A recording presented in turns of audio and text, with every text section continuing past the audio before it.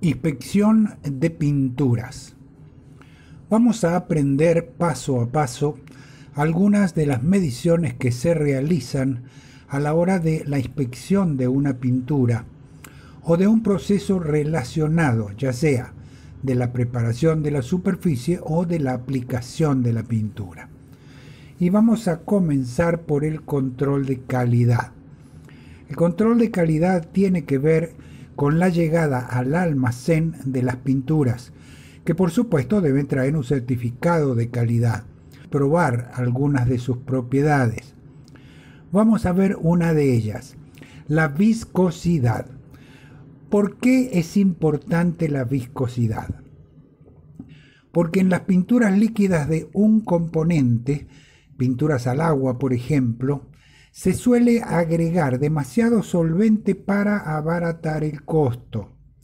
Y eso hace que haya que dar varias manos con esa pintura para poder cubrir realmente la superficie. ¿Cómo se mide la viscosidad de una pintura?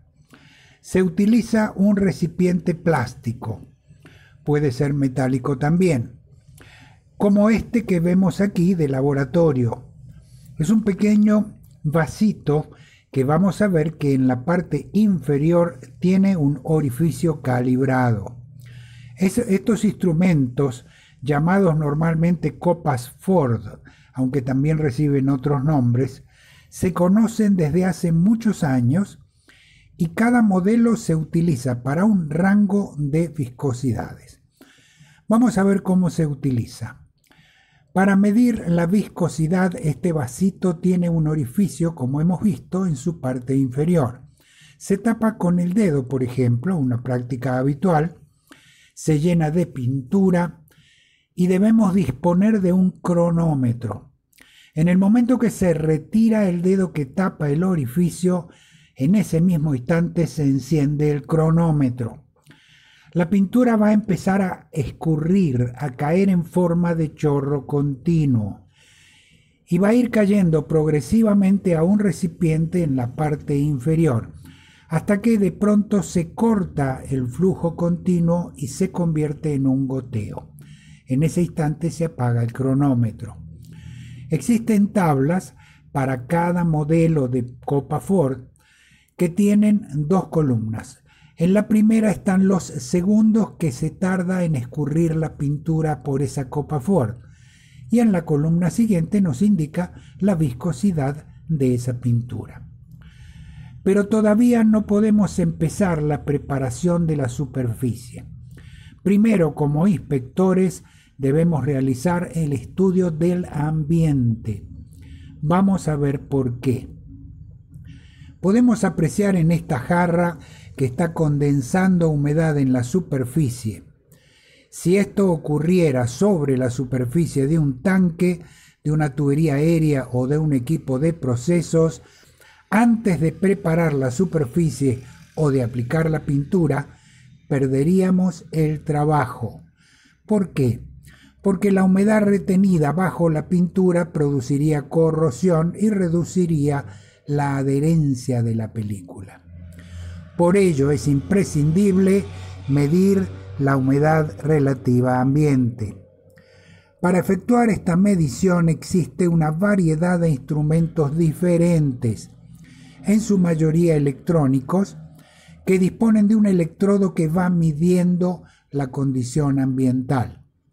También hay equipos de laboratorio como este que vemos aquí, que nos indica la temperatura del ambiente y también la humedad relativa. ¿Qué hacemos con este valor de la humedad relativa ambiente? Vamos a entrar en una tabla de punto de rocío, conocido en inglés como dew point. ¿Qué es el punto de rocío?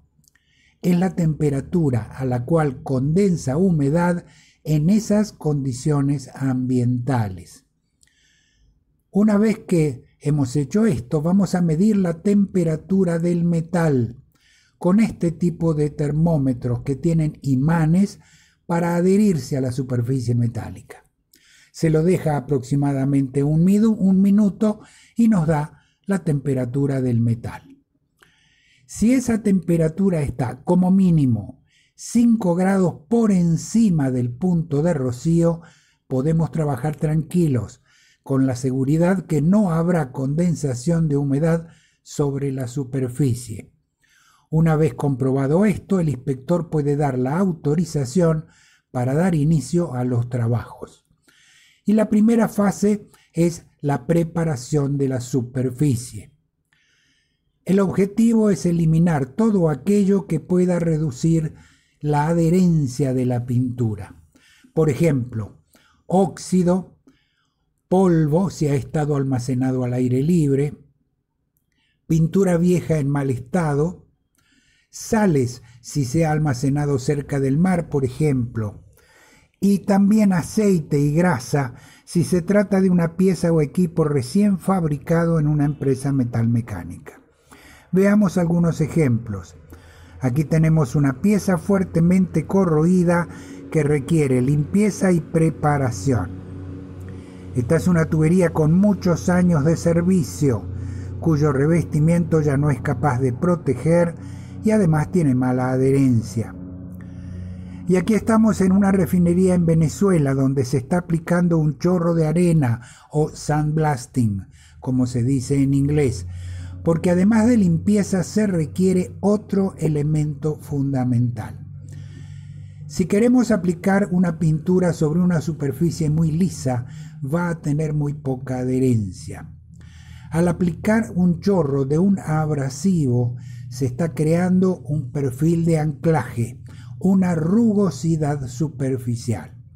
La superficie ya no será una línea recta, sino valles muy estrechos y pequeñas colinas.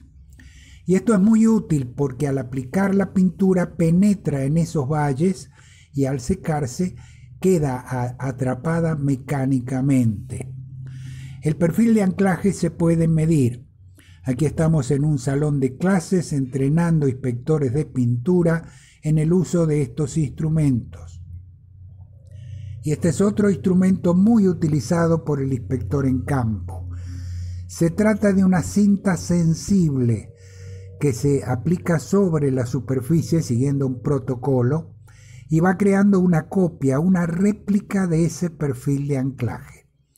Esa cinta se coloca luego en un micrómetro como este y se mide el espesor.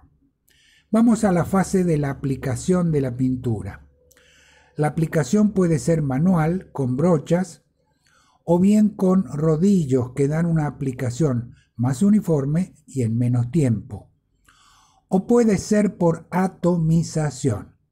Hay dos maneras de atomizar la pintura, de convertirla en pequeñas gotitas que son proyectadas a cierta velocidad sobre la pared metálica. Conozcamos primero la pistola normal, con aire. Se basa en un compresor que envía el aire a cierta presión hacia un recipiente cerrado que contiene la pintura. Este recipiente se conoce como calderín o paila. Cuando en el interior se alcanza suficiente nivel de presión, la pintura se impulsa a través de mangueras de goma hacia la pistola. Estas pistolas con aire tienen el inconveniente que la presión del aire produce un cierto rebote de la pintura al chocar contra la superficie, y esto puede dar hasta un 15% de desperdicio.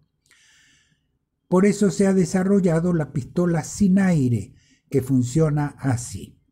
Se trata de una bomba que succiona la pintura directamente de su recipiente y la proyecta hacia la pistola. Aquí no se mezcla aire a presión con la pintura. Y aquí estamos en campo con uno de esos equipos preparando un trabajo que se estaba realizando en una planta petroquímica. Una vez que se aplica la pintura se puede medir el espesor húmedo. Muy importante, para saber si cuando se seque la pintura dará el espesor seco requerido en el contrato. Veamos cómo se mide el espesor húmedo.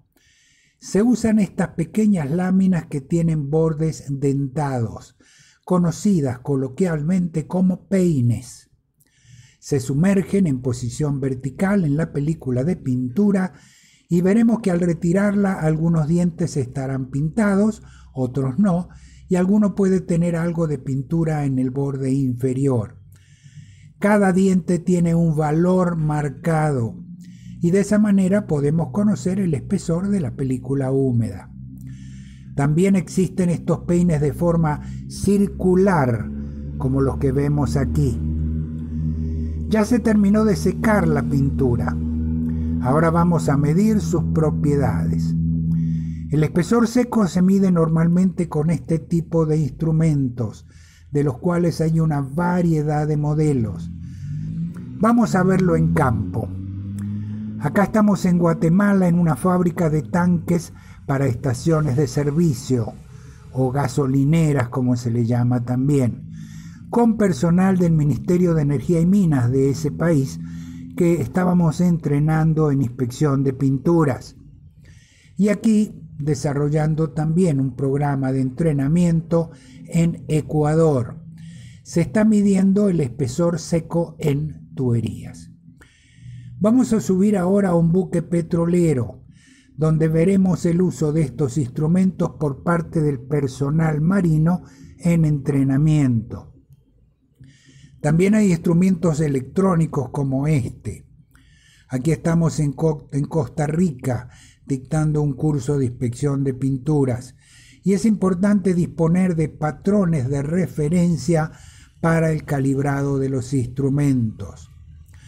Otra propiedad importante de una pintura es la adherencia y se puede medir, vamos a ver cómo. Se adhiere ese pequeño dolly o muñeco metálico sobre la pintura colocando un adhesivo muy fuerte en su base.